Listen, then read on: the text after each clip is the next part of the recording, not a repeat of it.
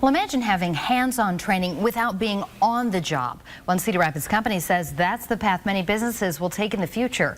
KCRG TV9's Bria Love tells us how virtual reality is changing how businesses operate.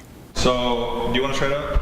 All right, cool. Before virtual reality company Govred Technologies was in Iowa, its owners operated a VR arcade in Michigan. And we got it to the point where we started having police officers and military personnel come through and do virtual reality demos, and they were like, oh my God, this is incredible. I wish I could try this, or I wish we could use this in training. So it applied to the Iowa startup Accelerator. Now it's working with the Iowa City Police Department to create training simulations. They've been giving us pretty good feedback on what to build, what we should build. Okay, cool. I put on the headset and gave it a try. This is what an officer would see.